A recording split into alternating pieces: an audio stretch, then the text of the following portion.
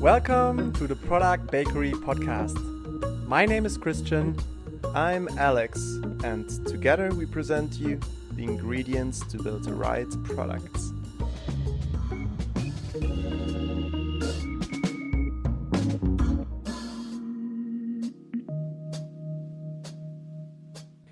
Welcome everyone to another episode of the Product Bakery. For the ones who listen to us more regularly, you know that usually we try to summarize the episodes at the end.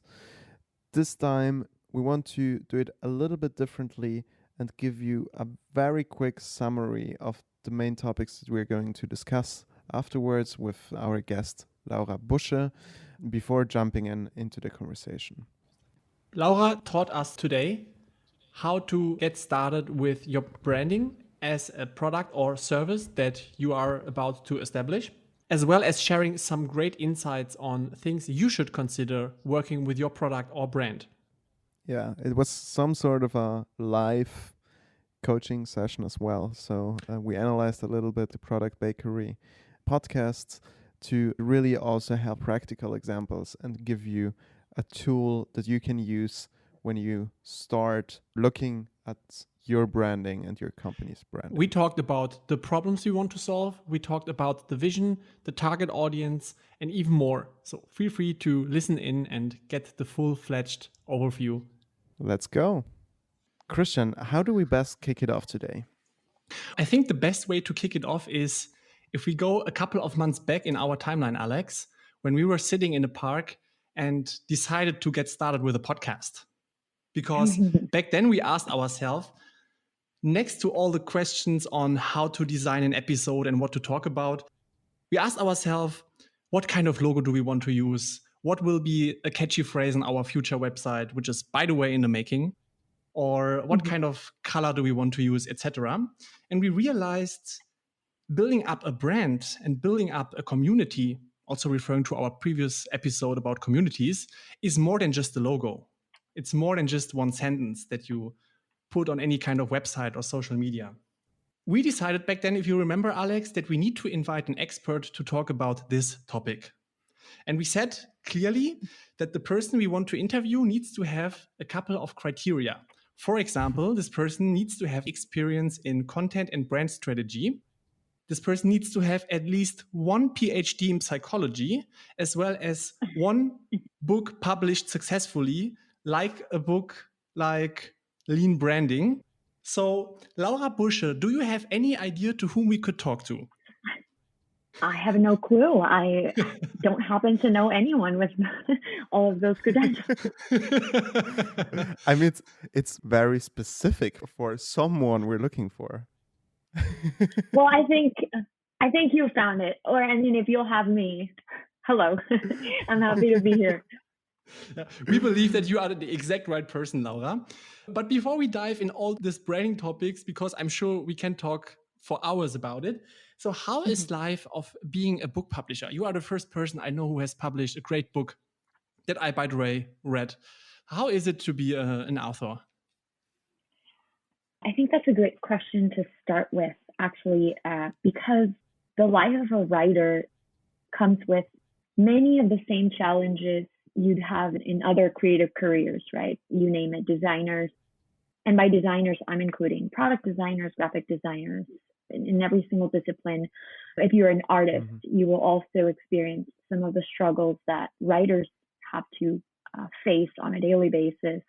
I would say it's that eternal fight between the space you need to be creative, like just the open, divergent time periods where you can just dream up or imagine your next piece, and the diligence and the discipline you need to actually put that on paper and have your thoughts converge on paper or screen, whatever you use. But it's that constant balance you need to find. And how was the feedback after you've launched? Is it like that many people start bombarding you on LinkedIn, like I did, for example, or?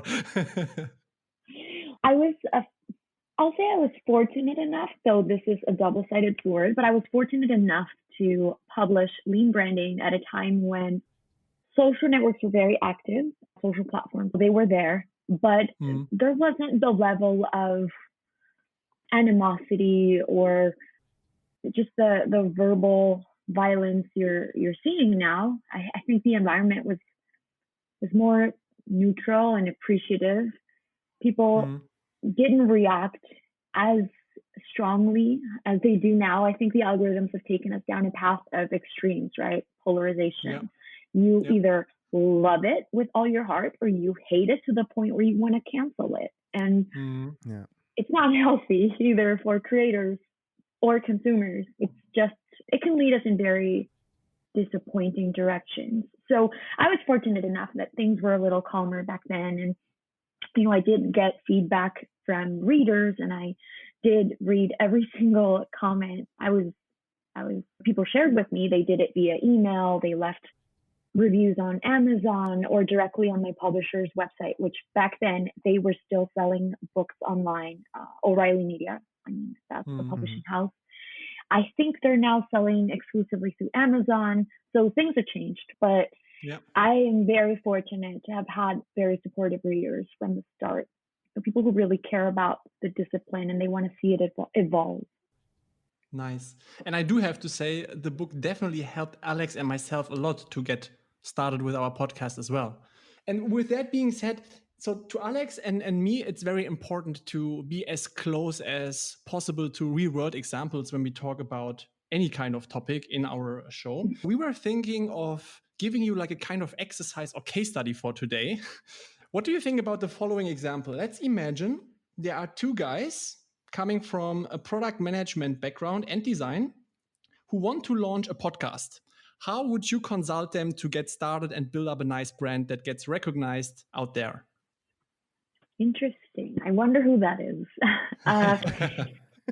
So my first question for founders, whether they're solopreneurs or in small teams, is whose life are you trying to impact through this product or service? So in your case, who are you hoping to support with this podcast? I really love the way you phrase also the question in terms of how are you trying or whose lives are you trying to impact, because I think it just puts the question of target audience on a very different level of like also thinking of a much wider kind of aspect and like their whole life and the impact that the product might have. Yeah, Christian, maybe you as someone running this podcast, how would you answer this?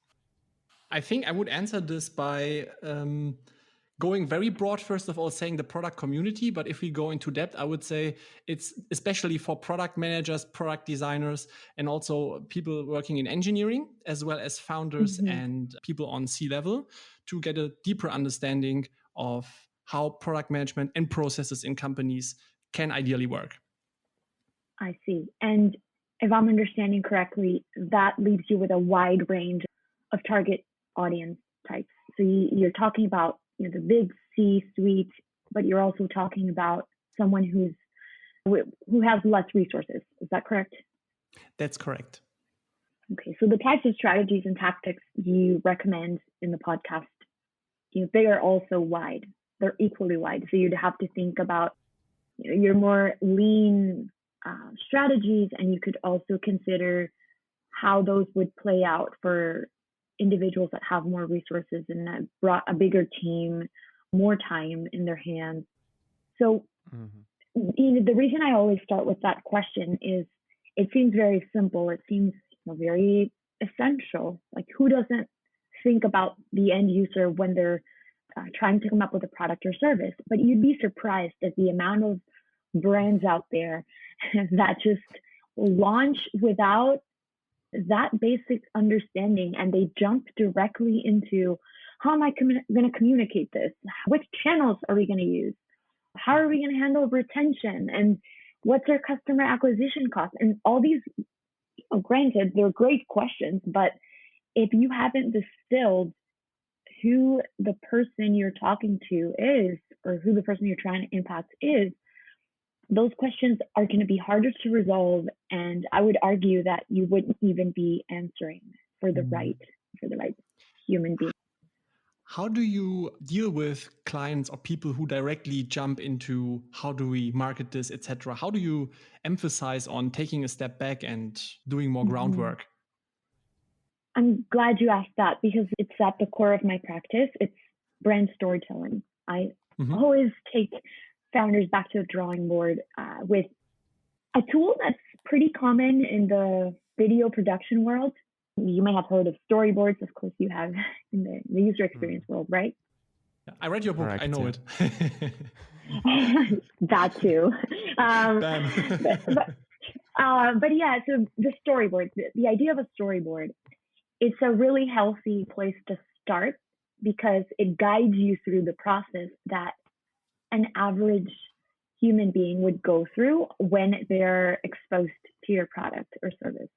So as all stories, we start out with once upon a time. Every story starts out like that. And like in Star that Wars. scene, exactly. And in that scene, we basically describe who this target customer is. If there's a certain professional career path they're in, or there's a certain type or size of company they're a part of, or a certain role that they occupy normally.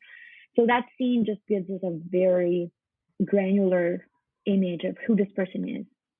Once we've defined that, we go ahead into a second scene, which starts out with he or she always.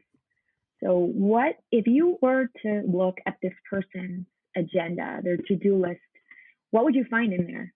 What are the jobs to be done, if you will, in more of a user experience language? What are their jobs to be done? What is it that they're trying to accomplish? And so once you know that, you can identify if there are any pain points or problem areas within those jobs, things that they're just not getting done or getting done very painfully. That would be your third scene, but had a problem. And then we get into a fourth scene in the storyboard, which is he or she tried to solve it by. And the key thing to understand here is that human beings, we are creative. We are entrepreneurial. If we have a problem, we have a tendency to fix it, fix it however we can with whatever's at our disposal, even if it's imperfect. And this is key here. So if the problem is real, if the pain point is real, people are already solving it somehow could be in a less than ideal way. And that's why sometimes finding your substitute products can be challenging because you tend to look for them in the traditional spaces. So if you're building a web app, for example, and you're trying to figure out what the alternative solution is, what the alternative competitor is, you would go to the product hunts or the beta lists or the TechCrunch. You would go to sites in the same space, but we don't naturally tend to consider less ideal alternatives like offline tools, offline solutions, analog, if you will. So that is key, just defining how they're currently trying to solve this, whether it's ideal or not, digital or not, they're doing something about it. You can trust that. And then on the fifth scene, there is something within that less than ideal solution that is lacking. So you start out thinking, but this person wished this tool would do X or Y. This tool would be cheaper. This tool would be more user-friendly. This tool connected really well with this other tool I use. And that helps you identify, obviously, the areas of opportunity where you can go in and fill a void. And then for the sixth scene, and we're getting towards the end, it's just eight scenes that I work with in this brand storyboard. You essentially appear, like your product and your service. This is where the customer meets you. And it starts with until one day, right? This was all happening. They had a problem. They tried to solve it. They wished it did this other thing until one day they learn about you. And this first encounter, that's a scene that you want to get crystal clear about.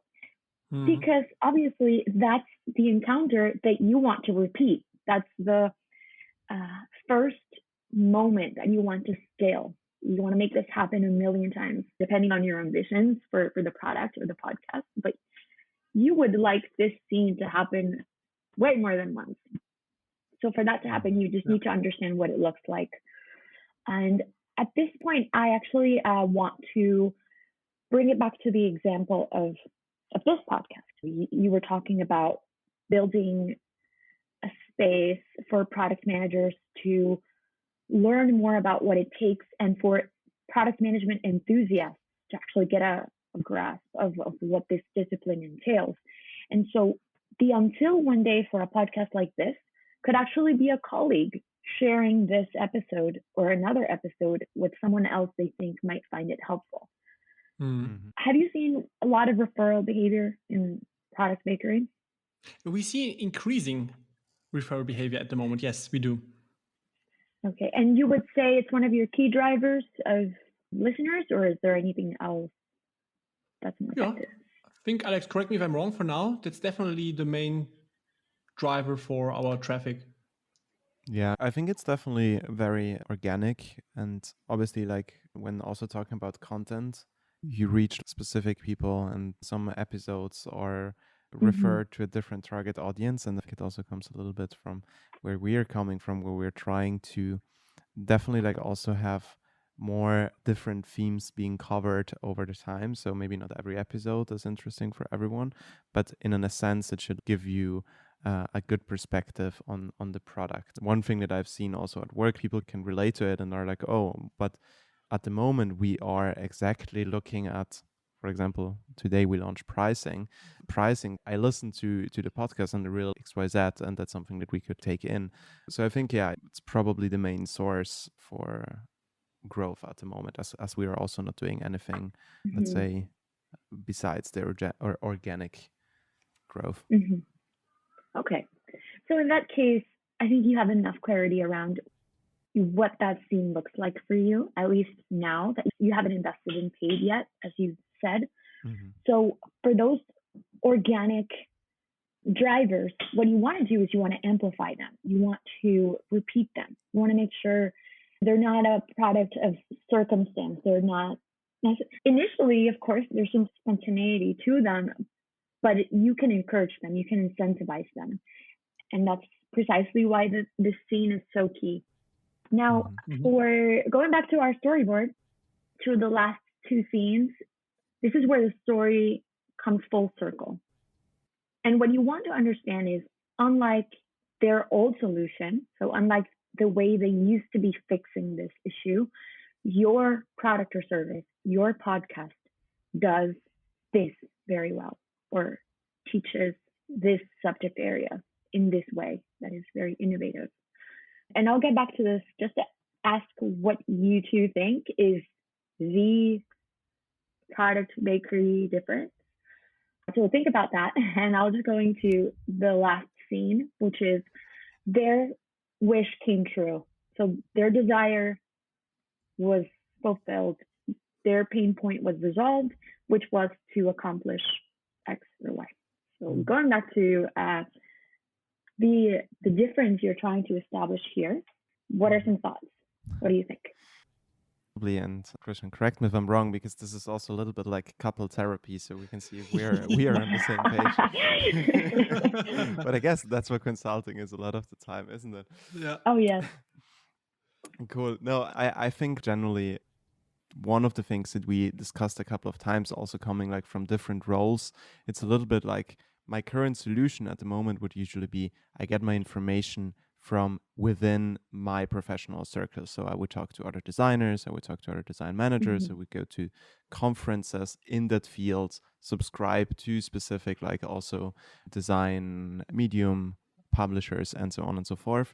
And the interesting part, or what should be different to this approach of getting my information, what Product Bakery should solve, is connecting these functions. And I want a designer to be able to listen to product management stories and actually learn from them and directly like change, or it should positively impact also the way he works with both this other function as well as the way he broadens also the view on product development as a general topic, and from a broader also business aspect that I unfortunately see often being a little bit missed when being stuck like in like a professional silo, for example. The main part to make product management work effectively and efficient is in bringing in all different departments. Product management doesn't work if you're not communicating with, for example, marketing or engineering or design, etc.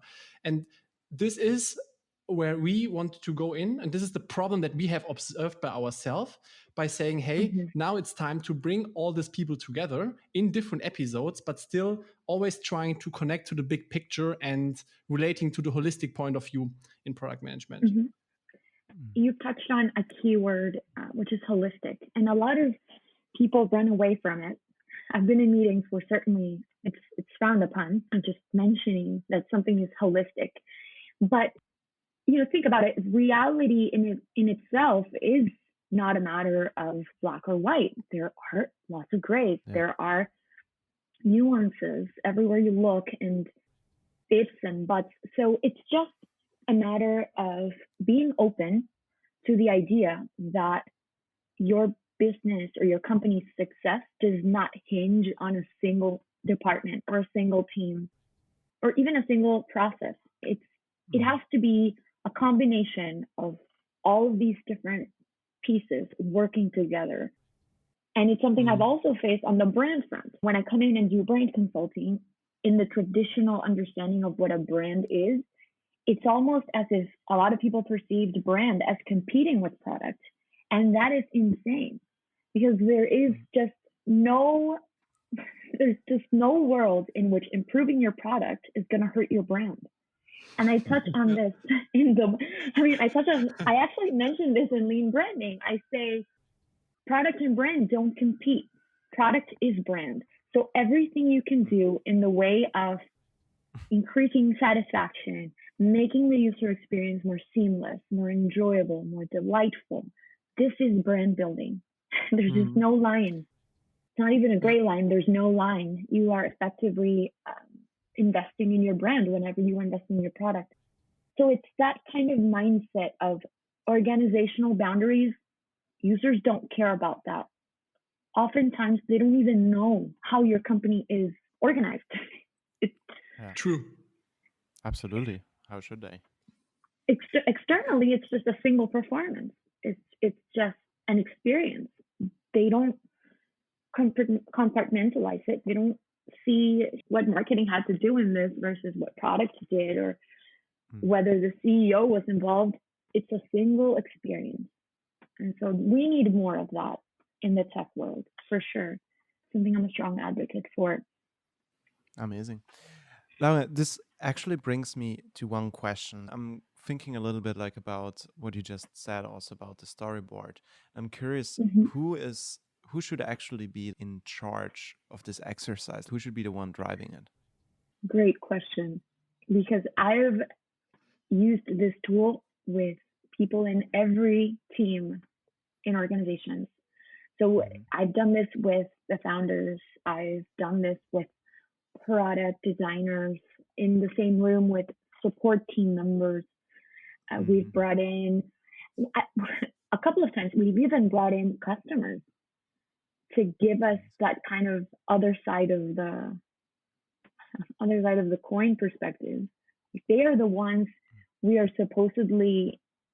They're the main character in this story. They're the ones we're supposedly understanding and following and policing. So bringing them in has been fascinating in the times we've done it. So there isn't a single team that has to conduct this. It's more of an interdisciplinary tool to get everyone on the same page. It's an alignment tool. The more the merrier. I definitely love that. And now just thinking it a little bit further, one thing that I see is there are different frameworks also used by different other roles. And I've just recently, I think it's the radical product tool. I don't even remember who made it, but I can definitely also follow up on that. But they have a similar framework where they talk about today when X wants to, and then fill in, they have to fill in. So it's a similar way also of storytelling, but with more of a focus on shaping the vision for the product and less the focus on capturing also this first time experience and the emotion that you have connected to a brand. But How do you think could this realistically tie more together? And do you see a company like doing this, as you say, as an exercise cross-functionally with everyone to make sure that you don't do the same exercise over and over again with different roles, to maybe have some misaligned output in between the teams again in the company? Because I think this is one of the biggest challenges I see, or I also had, thinking back, for example, at SumUp, where even on a separate team level, everyone had a little bit of their own kind of vision-ish that builds on similar input. Interesting. Though I have found that different teams bring different elements to the table when we're working on this. Ultimately, I think there's incredible value in building the shared narrative, in having the shared language. And it's undeniable that every team's tasks and activities and processes, and the mere fact that some of your team members will be engineers, some of them will be designers, some of them will be marketers, that just places them in different environments. And again, they come with different languages to speak about the same things. But when you put them together in a room, so to your question, yes, I do think that's absolutely what should happen. In putting them together in a room, what you're also building is this shared vocabulary. How do we talk about the person that we're trying to build for? How do we define them? How do we describe the problem they're experiencing or the pain point they're experiencing? And do we all recognize how it is that they get to learn about us? So going back to that pivotal scene where they learn about you, the until one day scene, we all need to be on the same page when it comes to that. Because if your main traffic driver, your main lead driver is, for example, organic, the team should be aligned around a strategy to make sure that your potential customers' experience in search is rich and effective, right? Like, we all understand that this is where they're learning about us. So we all want to contribute to that part of the experience to make it scale. But I think where the dissonance is when we just don't understand how customers even enter our conversion funnel. And that's where we misalign, and where some teams feel like their vision is not represented by other teams, and we can get into conflict, which is totally unnecessary. Ultimately, everyone has the same North Star, which is having this business succeed, this brand succeed. Another thing you talked about in your book was this topic of value and value proposition. And there is usually a gap between the value that the brand tries to send, or message that the brand tries to send to the audience, versus how the audience, the users, the community is experiencing the brand. What are usually the reasons why there is a huge gap? A huge gap between what we build and what is perceived? Exactly. I've seen all kinds of issues when it comes to translating the vision for the brand into reality. But I will say that one of the most common sources of disappointment and dissatisfaction and non-delivery of the brand's promise, truly, because that is what it is. You're breaking a promise. I've seen like the largest source of that is when the frontline brand representatives, so the people who actually talk to the end customer, your support agents, your sales people, if you have a sales team, when they are not in the room for the more strategic brand vision conversations, it shows. When they are not in on the narrative, on the story that we just talked about, that's where it breaks the most. As I said, there are multiple areas that could be malfunctioning there, but the sheer importance of your relationship with that frontline brand representative, it can make your entire experience with the brand or break it. Yeah. And that's another key definition that we have in lean branding, is the fact that a brand is the story your buyer remembers when they think about you.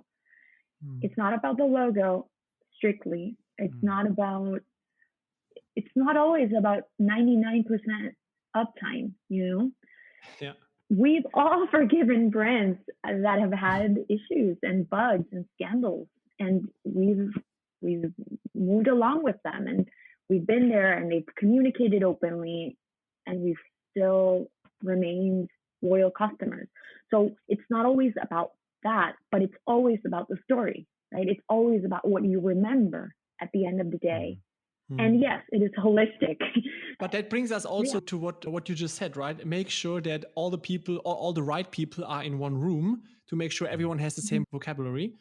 And this is also connected to what Alex and I are doing with the podcast, making sure to bring all people together and share this common understanding of, for example, product management and processes around that. But we talked now a lot about, or you asked us many questions on why we're doing things and what we are doing and what kind of problems do we want to solve. What would you recommend us to bring this now out to the world? What are good strategies that we can use to share our brand message to the rest of the world? Interesting. This brand consulting is fascinating.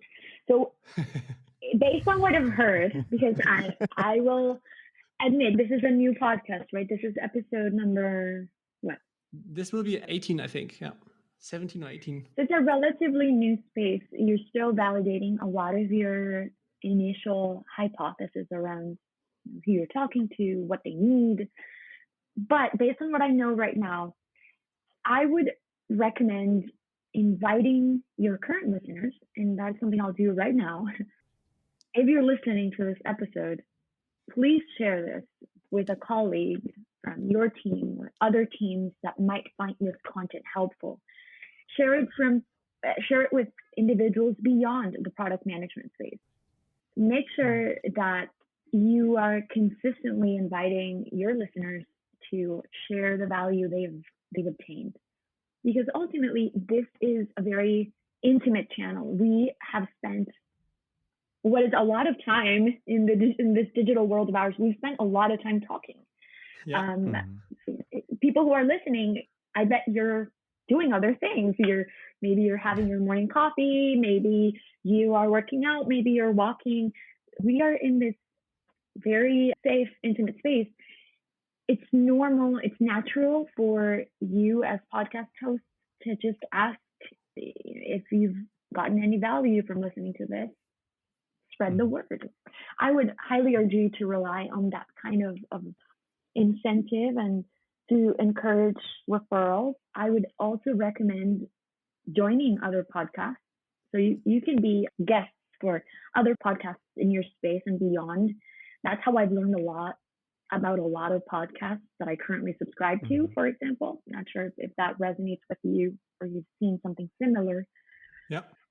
Yeah, but people don't normally listen to a single podcast in their everyday. They normally have quite a few, especially because not every podcast is daily. So Monday, you can be interested in product management, and Tuesday, you're listening about brand strategy. And then the next day, you're into crime. I don't know what people hear. But yeah, people have a wide range of podcasts they like to listen to. So there's that. And finally, I'd invite listeners to rate the podcast if you can and leave reviews so that when the next person comes by and they perceive what the experience of listening is like, they get a real firsthand recommendation from someone who's gotten some value out of these episodes. So review and comment if you can, please. It's great. That's really great. And it's even better when you say that people should share this episode instead of us saying, please share the episode. So I think this is the start of going viral. This is the first real brand ambassador that we have. Happy to be your ambassador. Actually, as soon as this is live, you'll also see this in my channel. Oh, yeah. Amazing. One thing that I'm curious about is, like, with all this understanding also around branding, you're giving us tips on how we can improve our positioning of our podcast. And I think there's always this notion also of personal branding. How did this actually affect also your approach in writing your book, publishing your book, and then also marketing your book? What was your strategy there? What I'm curious on is you have a lot of like understanding of building brands, and you obviously also gave us like some tips, but I'm curious, like, how did you apply these theories and this knowledge of branding also in the way you approached writing the book of lean branding, and the way you approached like also the branding of the book, the launch and publishing of the whole book? That's really interesting. With books, there are more constraints than you think, especially when you're working with a publishing house that's established, and especially when you're joining a series. Just to give you guys some backstory, Lean Branding is not a one-off title. It's part of the Lean series that's edited by Eric Ries, who's the author of Lean Startup. So that in and of itself meant that the series was branded. So there are other titles like Lean UX, maybe you've heard of that one, Running Lean. I have read all of them.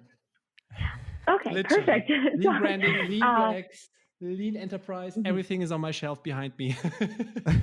Amazing. So if it is on your shelf, you'll notice that, you know, the brand symbols aspect has been controlled. There's a uniform aesthetic for all of these titles.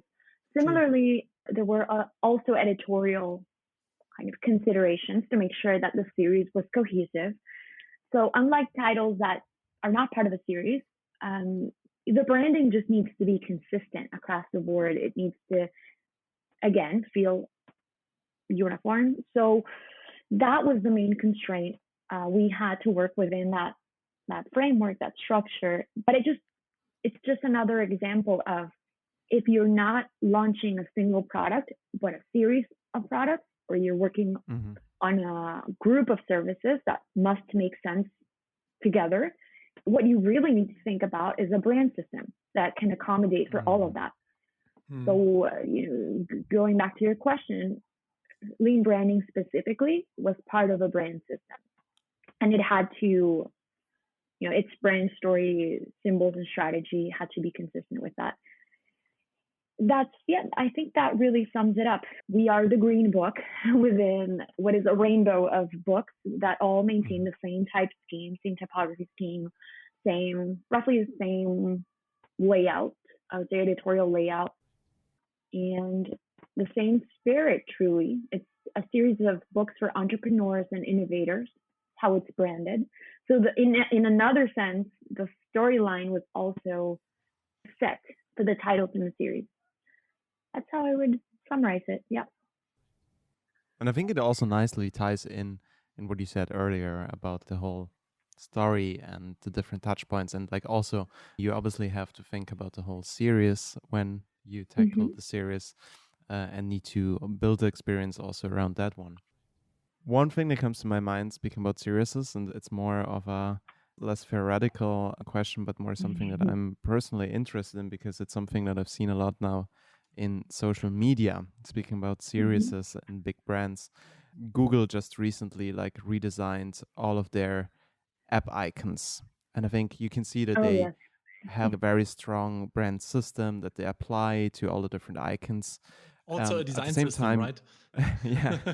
At the same time, you could also almost say, and that's why it's criticized a lot on social media and so on, that it's almost like uniform. They all look the same, and it makes it hard to really find the right icon on your home screen and so on. What's your personal view on their redesign and their system for the brand? My take on it, which you may or may not agree with, is yes, they went a little overboard with trying to make everything look as part of a collection. But I think the key pain point here is that the user can no longer distinguish what app it is they're using, they're interacting with. And the general sense, and correct me if I'm wrong or if your experience is different, but the general sense is that what made these apps unique and valuable has been diluted into these shapes. how have you felt as users? Because the sheer experience. Go ahead. Sorry. No, go ahead.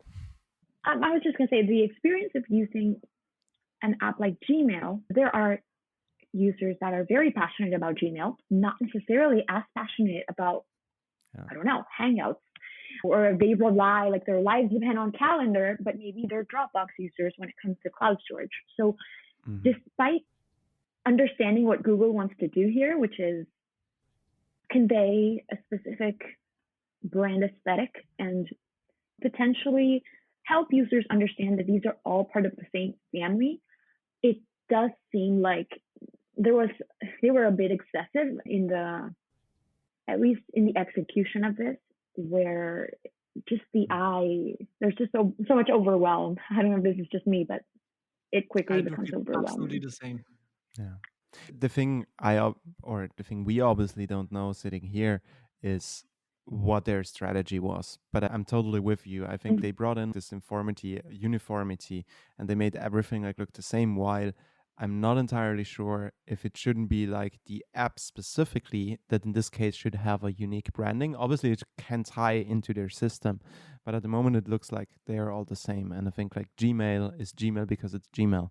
I'm also, usually people are referring to it as Gmail and not like the Google Mail app, which the new icon tells me personally. So I think, without knowing the strategy, it's obviously hard to talk about it. And to some extent, I can probably I can somehow relate to maybe why they did, but I'm totally also with you that it loses a little bit like the personality when it comes to the specific app level, and not everyone uses the whole G Suite. This is true. I think there are successful examples to look at when thinking about visual cohesion and how to tie together a family of products. One of them for me is Apple. I think they've done a good job of preserving each app's personality, if you will, and making their icon collection still pretty timeless, pretty aesthetically pleasing, but also highly differentiated. I have personally never confused my Safari icon with my iTunes icon. As a user, I've just always felt that level of clarity, even on a subconscious level, because I don't think you make all of these decisions consciously. Sometimes you're just quickly jumping from one app to the next. And the other example is actually Adobe. I think for the Creative Cloud, the way they've managed to treat color as their sole differentiator for the different apps, but maintain typography consistent over time, because Illustrator has been yellow for as far as I can remember. Photoshop has been blue for as far as I can remember. It's truly worth highlighting. I think it's a good example. The difference, though, between Adobe and Apple is that Adobe has definitely a better pricing and no MacBooks that are regularly breaking. Well, but sounds like someone is upset. I am. I definitely am. Sounds like someone's computer is broken. I needed to go many times to the App Store to get a new fucking keyboard because it's breaking all the time. Yeah, and my AirPods just broke as well. So, the butterfly keyboard. Sorry, is just the worst. It's definitely. So if someone at Apple is listening to this, please, you can sponsor us by sending Christian a keyboard. And if anyone from Google is listening in and needs consulting, I think Laura, you would be the right go-to person here. But apart from advertisement, Laura, maybe you can, to slowly come to an end, share maybe 3 key things that you would recommend anybody working in a very brand-heavy product service area to look at when they are either launching or already working with an existing product. Okay, maybe so something. I'll refer again to that issue where some of the individuals that interact with the end customer are not in on the brand narrative. I'll just highlight that one again because it's by far the most recurring brand perception issue I find. There's just a disconnect between the person you talk to on the phone or via chat or in your help ticket versus the intention for the brand's vision that you've designed in some boardroom, if that makes sense. So that would be number 1. Number 2 is in this new world of ours, 2020, and this wasn't necessarily as real back when we published the first edition of the book. Yeah. Rebranding is even more important. You just need to react in real time to a lot of different events happening. You name it: social chaos, political issues, environmental concern, public events that affect your end customer, issues of discrimination. There's just a lot happening. It can be overwhelming, but as a brand, you just need to have a wide radar, kind of capturing your surroundings and capturing your target audience's surroundings, and reposition your brand as needed. Don't be afraid to make things a little different than you were doing them a few months ago, because, and I think this is how the book starts, if I recall correctly, we can no longer afford to be dinosaur brands. We can no longer afford the inertia. We all have to become chameleon brands that can incorporate learnings as quickly as possible. And yes, stay true to a vision, but understand that the methods and the channels and even the messages might shift, and that's okay. And we just learn and move on and validate whether our new approaches are working and are resonating well with the audience we're talking to. The ultimate message is, if your consumer is changing, why wouldn't you? That's true. So that would be another common challenge and issue to identify and correct for. All right. Amazing. Thank you very much for this nice support today. Yeah, I was about to say it was not only an interesting podcast with you, but it was also a very helpful consulting session. So, agree. Well, I'm glad you enjoyed it. You found some value in it. Yeah. Send the invoice, please, to Alex Dapunt. Well, I do accept coffee and payment. It's something I've done in the past. You're based in Colombia, right? I am. So I coffee think at is some point my we will life. do a business trip to come over. Oh, that's amazing. Do let me know. We will. We definitely will. All right. So thanks again very much, and wish you all the best for the next time. Thank you for having me. Stay lean and branded.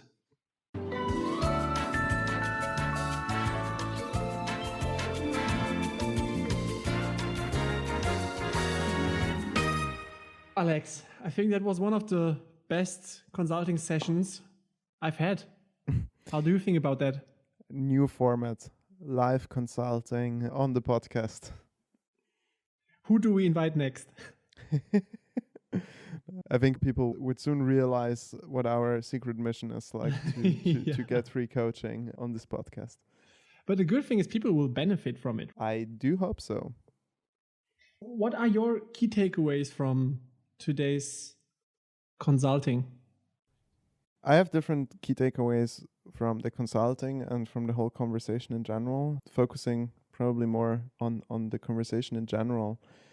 I think the one thing that is like super interesting to me is exactly also what the mission of this podcast is, of like connecting all the different functions. And it's super nice to see the framework she uses for branding, that this is something that I also see within different other groups in an organization. And this was what I mentioned. I think it's something that you often see, like when people think of a product vision, when they think about the company vision, when they discuss user experience, even down to personas. And this can be like user experience personas and marketing personas. And I think one thing that's not like entirely clear to me yet is like who should be sitting in the driving seat for this whole topic. But branding definitely is one of the broader topics, and it includes the user experience, the product, the overall company, the way you talk as a company, the way you communicate, the way you market, and so on.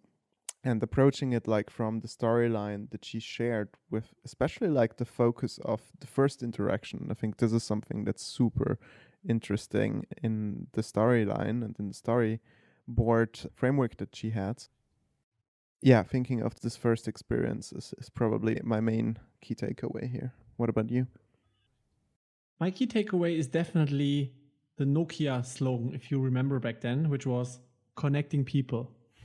Yeah. And I really like that she was highlighting so much, and she just did it a couple of seconds before, saying she cannot emphasize enough on, I also cannot emphasize enough on having the relevant people, especially the ones who are responsible for your sales and marketing, in this whole branding conversations involved, ideally from day one. I think that's super important. And also the whole approach of defining a branding, I'm not sure if you necessarily need someone particularly who's driving it. If you remember when we were talking to Alex recently in the gaming industry, there are so many teams doing things in parallel working on the same thing. So I think being aware of the fact that it needs to be done and sitting down as a team, whether it's the product manager or the designer, doesn't matter. The most important thing is that people take ownership and responsibility to work on that, in my opinion.